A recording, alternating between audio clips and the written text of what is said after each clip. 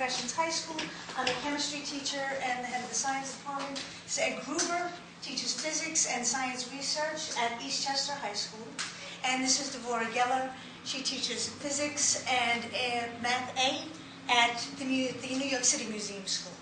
Our project is called I Push, You Push Back, which we have, again, developed and changed just like every other group seems to have. We wanted to do I Punch, You Punch Back, but because of the sensitivity of the sensors and the problem with calibrations, which we'll talk about later, it was easier to have high school students are gone. Yeah, that was going to be my audience. But the question is, which of the objects in this picture is exerting more force? The hammer or the computer being struck by the hammer? Now, this picture was taken prior to the actual time. So we wanted to, again, like Amanda and Ravi, have something that's hands-on for the kids, something that proves a law, something that can be used in the curriculum on the unit on forces, and the circuits can also be used when they're the unit on electricity magnetism. And this is our project. Okay? So the design quickly. You went into it briefly. We thought, with Dvora's background in karate, I have a heavy bag at home, so it's great to just put on a pair of boxing gloves and start beating up things. It'd be great to know what force you're exerting when you're punching. So originally, we were going to use a punch mitt and a boxing glove and put a force sensor in each one of the items. The problem was, and it seems with the force sensors we were using, there was a big problem with the surface area. We were able to, if the boxing glove was just in the right position, we'd be able to hit the sensor just right, but it was just so hard to get that to happen, so we chose to use the two punch mitts. So what we actually did here was to use the two force sensors, and that we already went over. So, am I going around to the project elements? Right. Yeah, because as I said, we used, I'll let you do that. Okay, everybody knows, we have our basic stamp, Board of Education as part of it. Our biggest thing to use was the FlexiForce sensors, and we thought these were going to be easy to use. They were nice and flat, and they seemed to fit our application well. That wasn't the case. First, we found out that this little sensing area, it's 0.375 inches in diameter, so it's very small, and you need to align them perfectly between the two sensors to actually get readings, because it's considered a point sensor, so it needs to be and fit it right inside the sensing area so that it had a puck so that it was getting an even area. Then we tried sticking those inside the mitts, and we were getting all kinds of crazy readings and nothing consistent, and we realized that we needed a firm surface underneath, and the mitts, it's just a pad in here, so it's not really firm. So we put a piece of plexiglass underneath it, and we went through many times of, many iterations. Don't do that. Not now. Do it now, that's right. We went through many different iterations, and eventually we can talk a little bit more about them later if we have some time, but eventually we came down to a piece of plexiglass on the bottom and top,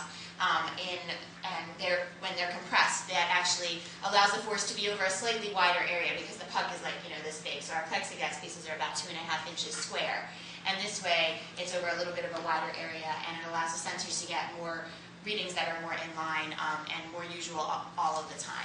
There's still issues with alignment of them, but the sensors were the biggest, were one of the big pieces to this. The next, then we had the mitts, and you can see this is us pushing them together, which is what we will do. Yes, we don't. The next thing was the LCD screen, and this, with a little bit of help from Sue Crum. Thank you, Sue Crum. Thank you.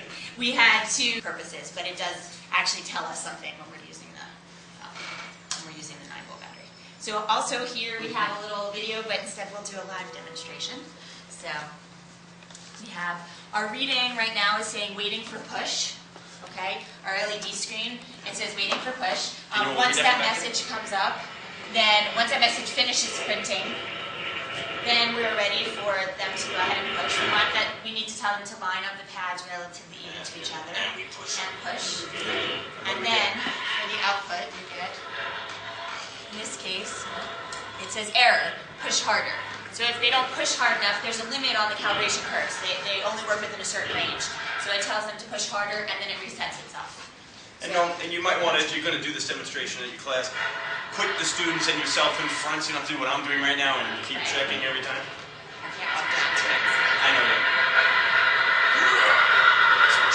That should be good. Okay. So once they stop, and it says force 1 equals 112 newtons, force N2 equals 112 newtons.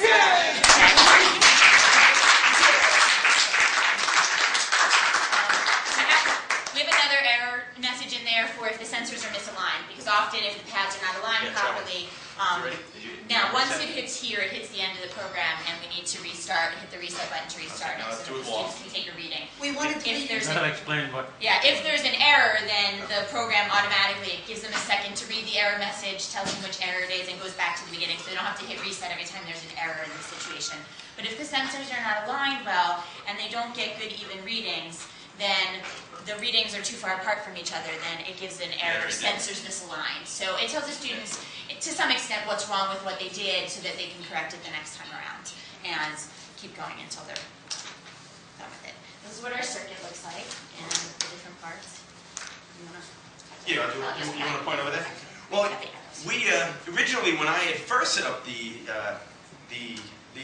circuit board, I didn't have an art degree, and if you could have seen my wires.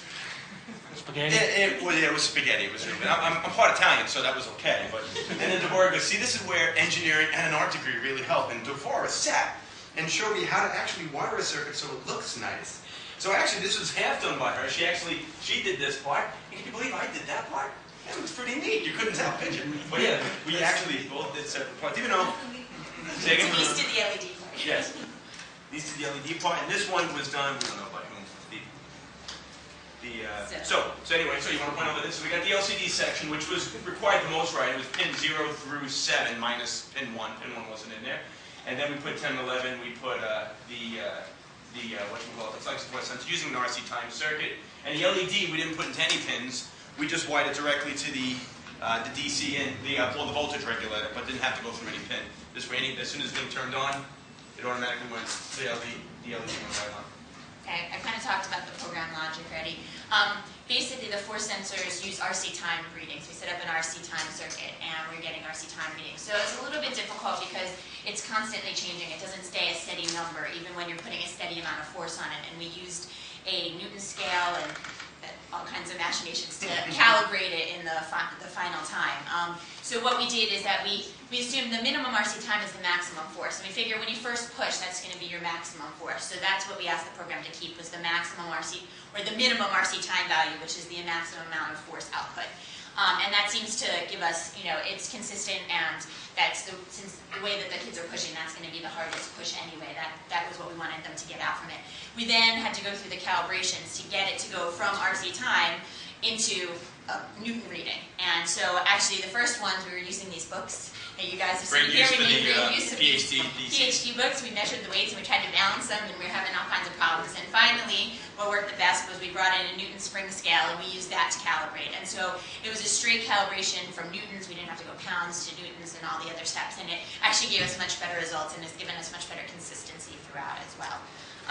And then outputting to the LCD screen, that's a whole routine on its own. Robot doing something, which it seemed that last year's projects were very, very well received, but they were very robotic, and they did a lot of cool stuff. We just wanted something that was simple, something that can prove a quick point. We did that. So we didn't know it was going to be this hard, so we thought we'd take a few minutes to go through the prototypes, and Alessandro can vouch for this, because I don't know how many times you had to go down and say, could you, remember that thing you just cut to 5 inches, could you make it 2.5 inches?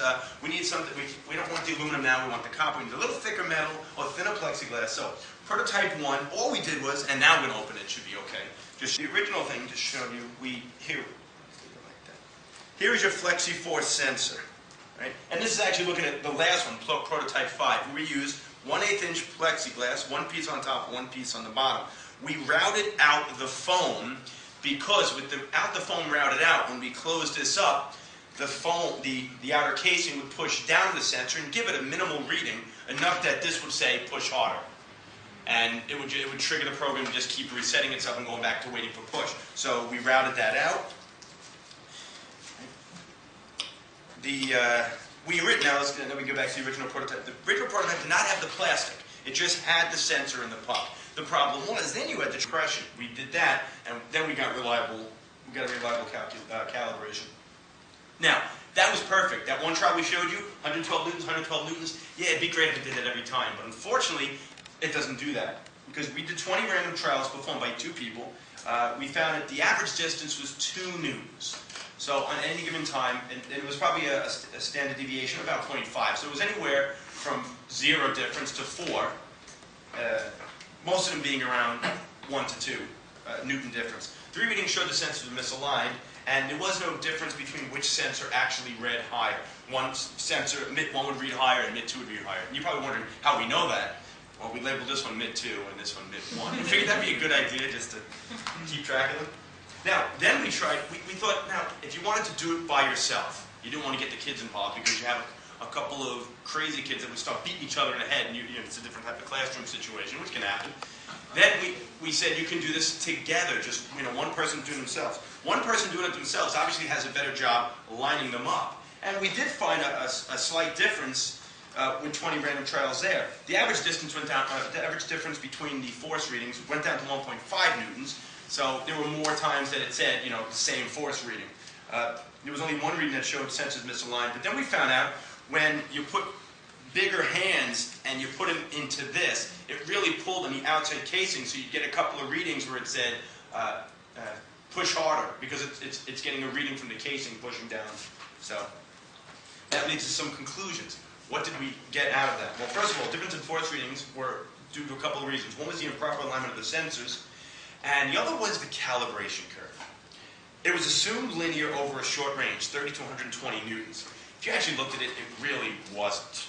It's a slight curve, and the further out you got, the more of the curve it was. So we made this assumption. We took, we made these equations, and we tried this out a number of times, and we found that we were getting reasonable results within that short range, and that was the range that most of us were pushing anyway. And we figured, we were a good idea of what students might push. We've got 11th, 12th graders, 10th graders. Size-wise, they're about the same. So we figured their pushes are going to be within that range as well.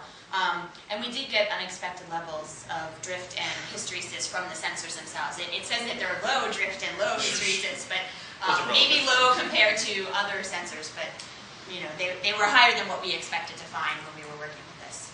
And just a couple of future. For future prototypes, so we wanted to address the alignment problem. Okay, and then we thought that we could use a microcontroller to. We had the floating decimal, and that's what threw it off also, because it could be only off by a fraction of the point, but it calibrates to one whole number, so that's the problem, okay? And then we thought we could research custom designed force sensors, things that were out there that we didn't have the time element and shipping in time in order to get this done within the time frame that we had. That was the problem with trying to change it at that point. I want to thank everybody. To our project on the LCD screen, and Mr. Betty for helping me every other day at least. This has been a great project, and I learned a lot. And I think it's good to have you can tell.